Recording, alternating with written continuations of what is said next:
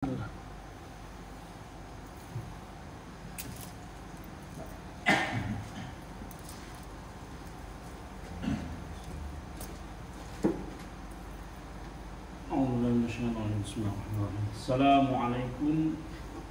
warahmatullahi wabarakatuh. Waalaikumsalam warahmatullahi wabarakatuh. Bismillah, alhamdulillah, wassalatu wassalamu ala rasulillah wa ala alihi wa sahbihi wa mawalah.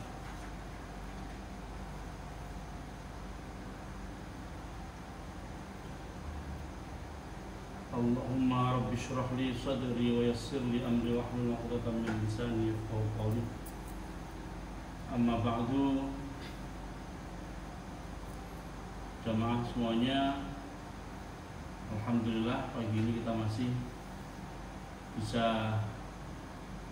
dikaruniai semangat untuk datang ke masjid sholat subuh, dan insyaallah kita melanjutkan kajian kita pagi ini masih seputar tafsir Al-Munir Wahbah Az-Zuhaili.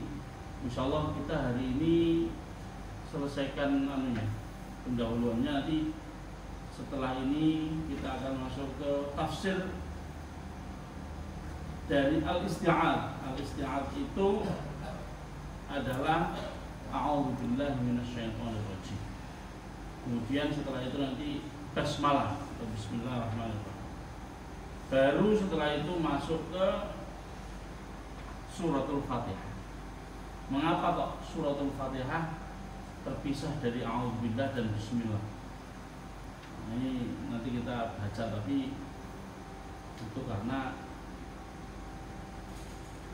ada perbedaan pendapat dari banyak dari ulama-ulama, banyak sekali, bahwa Al-Fatihah itu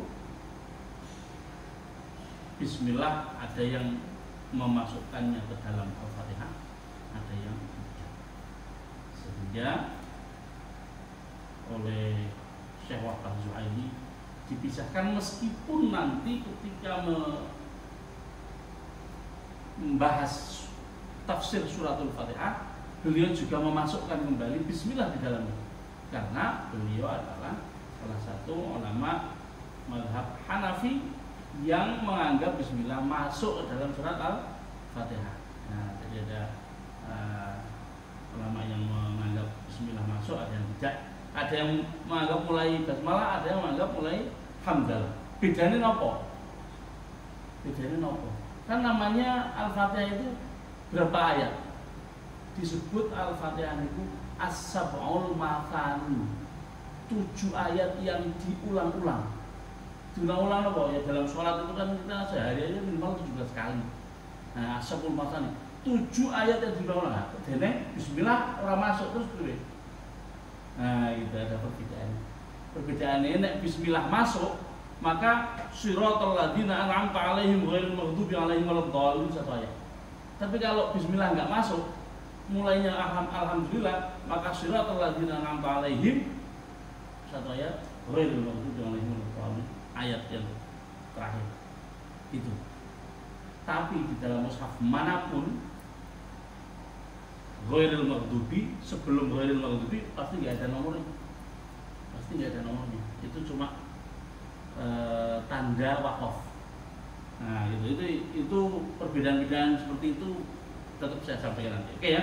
Kita sekarang melanjutkan tentang apa yang kemarin kita sampaikan, ya, yaitu hikmah penurunan Al-Qur'an secara berangsur-angsur. Qala al-musannif rahimahullahu taala wa nafa'ana bihi wa bi 'ulumihi fid dharain amin. Wa minha, dan di antara hikmah-hikmah yang sudah kita bahas bagian kemarin itu adalah yang kemudian yang berikutnya, yaitu mura'atu muqtadiyati tadarruji fit tasri'i. Mura'atu, memperhatikan, muqtadiyati, kebutuhan, at-tadarruji, peningkatan, semakin meningkatnya, fit tasri', dalam penyebaran syariat, bukan penyebaran, dalam penerapan syariat. Nah, atasnya itu penerapan syariat. Syariat itu apa? syariat niku yo beban takalluf beban di dalam menjalankan agama. Agama itu berisi syariat. Syariat itu kan jalan. Syariat itu jalan. Syariat itu adalah jalan hidup manusia diatur oleh Allah melalui bingkai al-Islam yang di dalamnya adalah syariat berupa Al-Quran dan dilengkapi dengan hadis, gitu ya. Tasyri' adalah penerapan syariat, penerapan hukum-hukum syariat yang tidak cuma hukum, ada banyak banget syariat. Wa tarbiyatul jamaah, dan memperhatikan kebutuhan dalam tarbiyatul jamaah, membina jamaah, membina masyarakat. Wa naqliha ala marahilin min halatin ila halatin ahsana min sabiqatiha. Wa naqliha, dan memperhatikan kebutuhan untuk memindahkan masyarakat dari pemahaman di satu tingkat min halatin dalam satu keadaan ila halatin ke naik ke keadaan yang lain ahsana min sabiqatiha, yang lebih baik. Jadi membangun masyarakat supaya semakin lama semakin baik.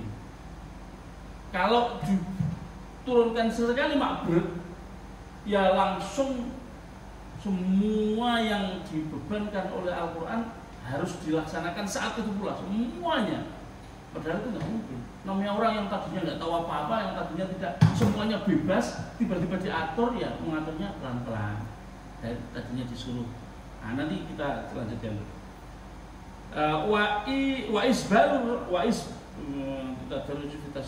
Wa isbalil rahmatil ilahiyati, dan tahu isbal nggak?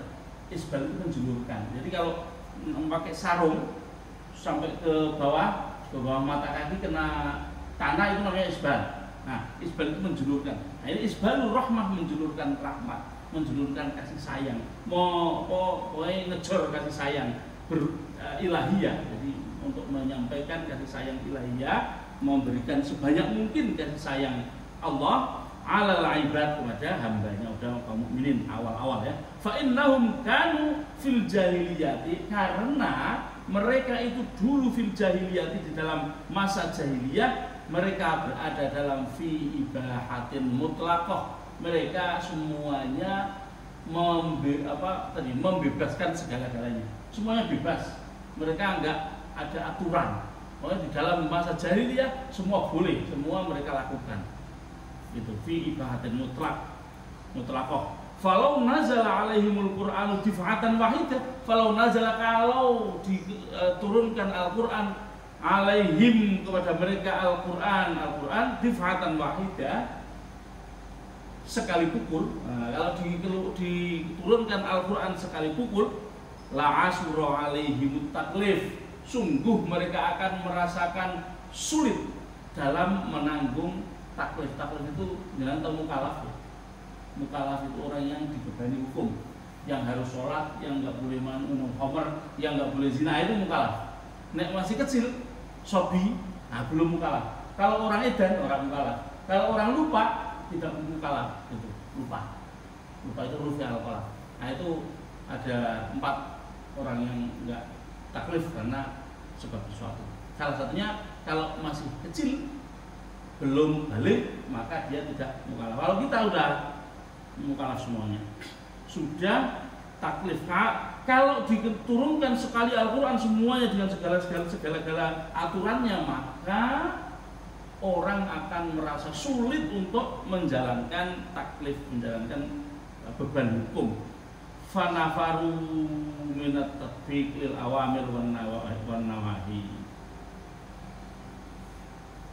maka mereka akan tidak bisa menjalankan lil awamir, perintah-perintah, wan nawahi, dan larangan-larangan.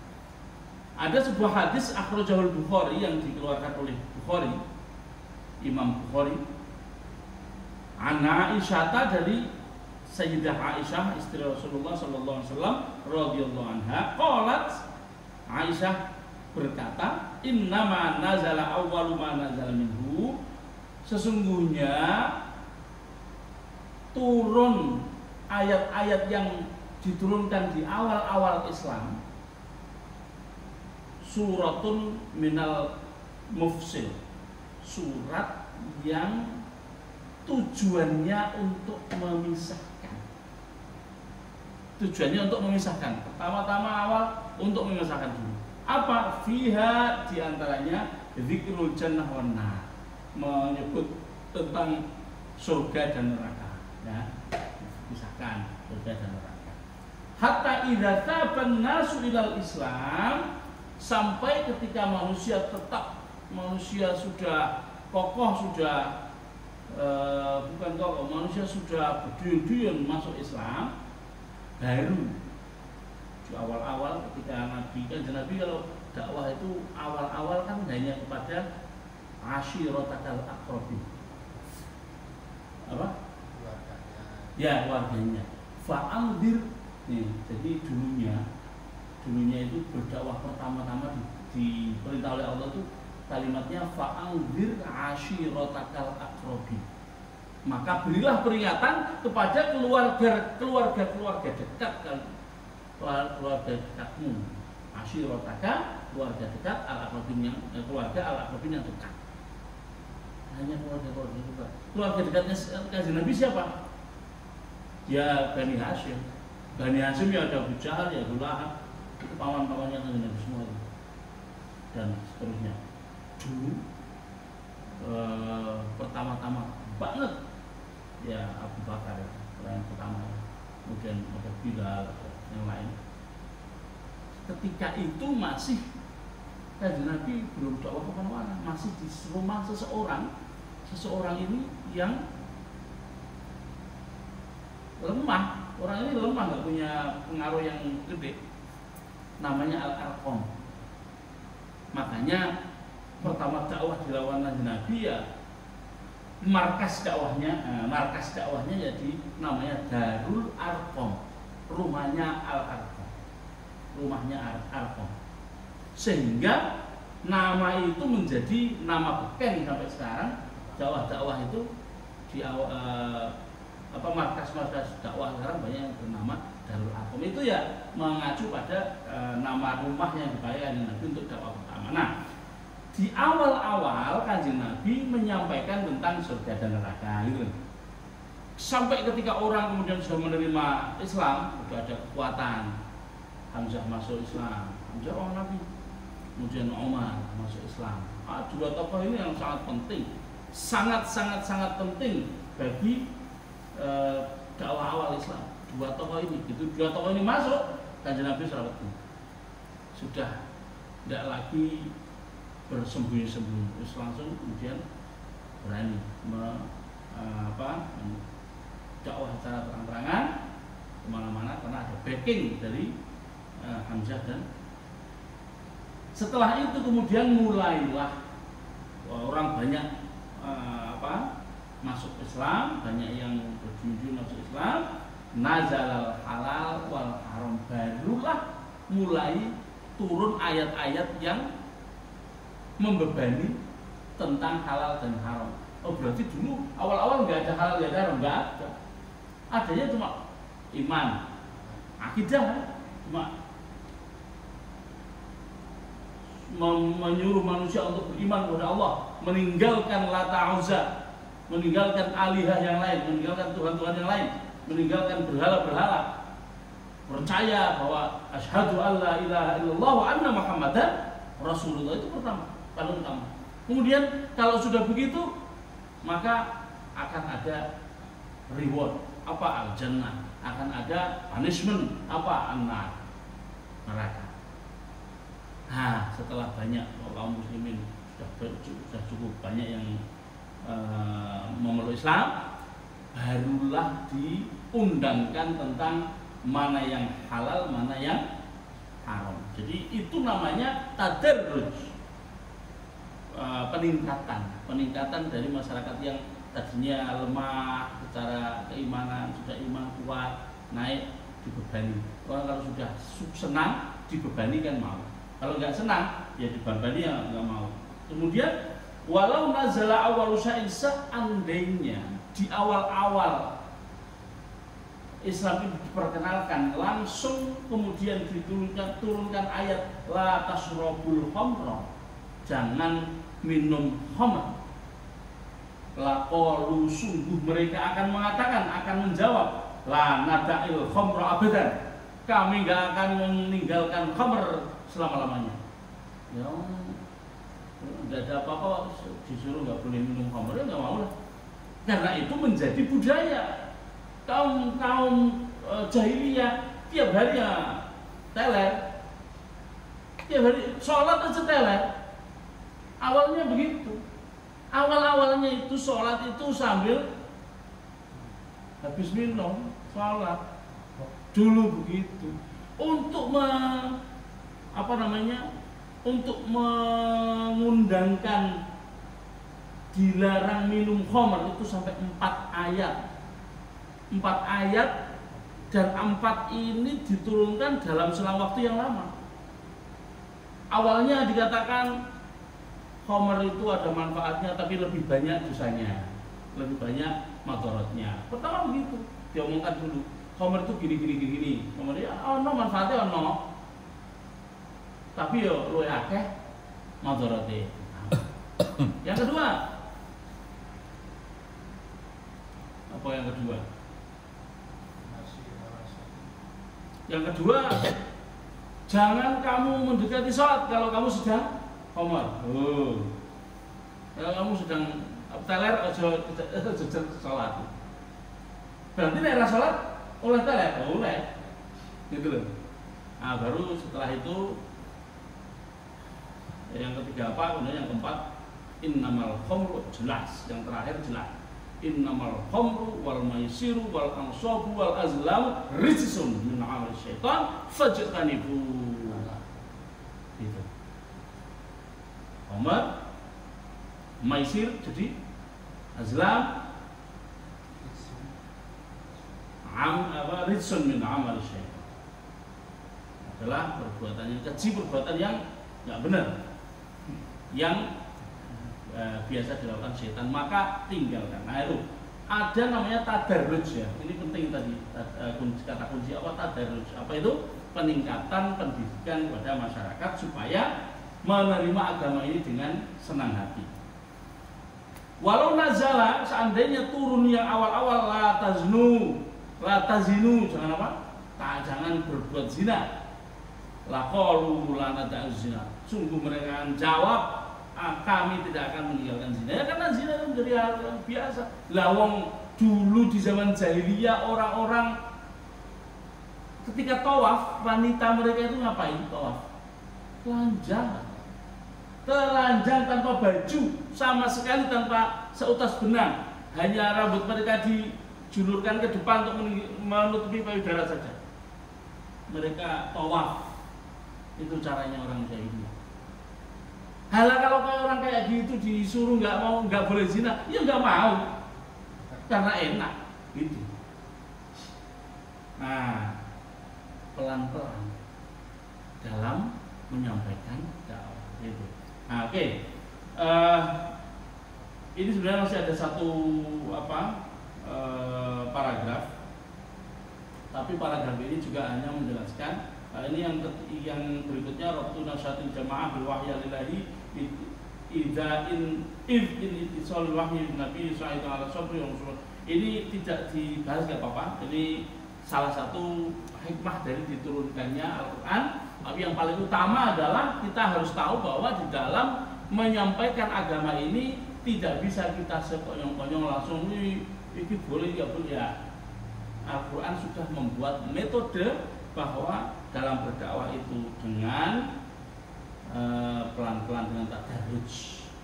Nah, insyaallah nanti setelah ini kita akan masuk ke tafsir a'udzubillahi minasyaitonirrajim. Itu ya. Oke, mari kita akhiri. Ini agak panjang sampai hampir 20 menit. pertemuan kita, mudah-mudahan ada manfaatnya. Allahumma muwaffiq ila aqwamit thoriq. Alhamdulillahirabbil alamin. Subhanallahumma wa bihamdika asyhadu an la ilaha illa anta astaghfiruka wa atubu ilaik. Assalamualaikum warahmatullahi wabarakatuh. Waalaikumsalam warahmatullahi wabarakatuh.